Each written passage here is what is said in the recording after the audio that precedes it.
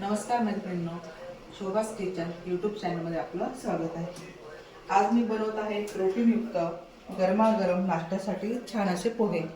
मी आज मटेरियल घेतलं आहे, त्यासाठी पोहे भिजवलेले मूग, हिरवी मिरची, मीठ, साखर, शेंगदाणे, कांदा, लिंबू, कढीपत्ता आणि कोथिंबीर आणि मसाल्याच्या वस्तू तर आपल्याजवळ आहेतच। तर आता मी सर्वात प्रथम टाकत आहे कढईमध्ये तेल टाकल्यानंतर मी आता आहे त्याच्यामध्ये टाकते शेंगदाणे। थोडं तेल तापतंय अगोदर।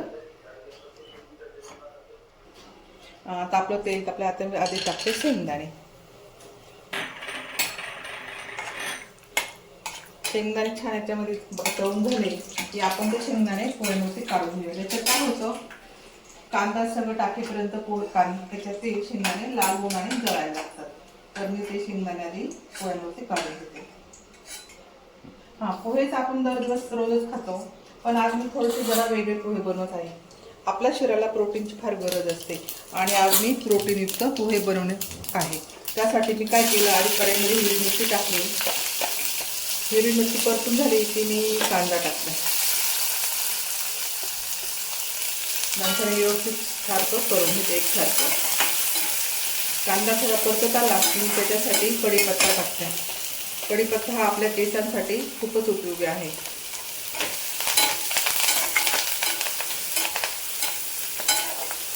आणि त्यानंतर मी आता टाकत आहे थोडंसं मीठ टाकल्यामुळे अगोदर काय होतं, कांदा पटकन परतला जातो आणि कांद्यामध्ये पण मिठाची चव उतरते।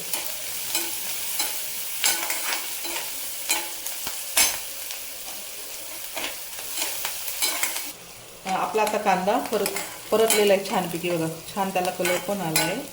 आता आपण त्याच्यामध्ये टाकत आहोत भिजवलेले अख्खे मूग। त्याला छानपैकी मोड पण आलेले आहे आणि ह्या मुगामुळे आपल्या शरीरात प्रोटीन वाढण्यास मदत होते आणि पोह्यांची पण जरा आपल्याला थोडीशी वेगळी टेस्ट खायला मिळते।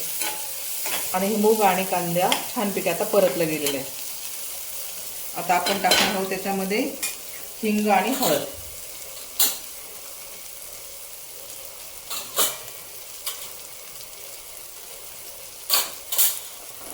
आता हे सगळं एकसारखं झालं बघा। हिंग टाकल्यामुळे कलर पण छान आला आणि हळदीमुळे तर कलर एकदम छानपैकी वाटतोय। आता नंतर मी टाकत आहे त्याच्यामध्ये भिजवलेले पोहे।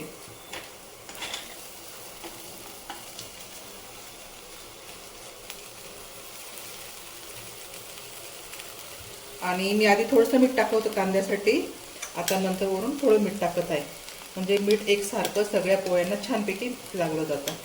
आणि मिठाबरोबर मी थोडी साखर पण टाकत आहे।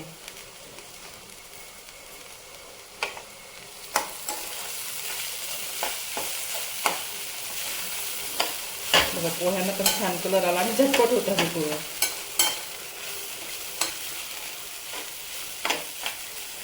आता त्याच्यात मी थोडासा पाण्याचा शिपका टाकते। काय होतं, कधी कधी पोहे पण थोडे वेगळे असतात, थोडा शिपका मारला की पोहे मऊ आणि छान लागतात। 1 मिनिट तर झाकण ठेवते। आता पोह्यांना छानपैकी वाफ बसलेली आहे आणि आपण एकदा परत पोहे कोथिंबीर वरून टाकून छानपैकी एकदा हलवून घेऊया।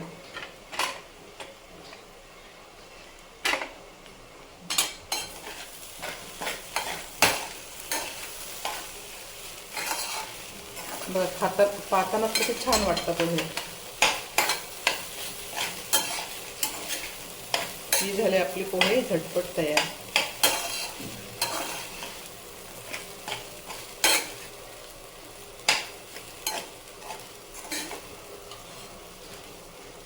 आता छान झालं आणि आता आपण गॅस बंद करूया। पोहे तर आपण रोजच बनवतो आणि खातो, पण आज मी जर हे वेगळ्या पद्धतीने बनवले आहे, त्यामधून आपल्याला अख्ख्या मुगामुळे हाय प्रोटीन मिळण्यास मदत होते। तुम्हाला रेसिपी कशी वाटली मला नक्की कळवा। धन्यवाद।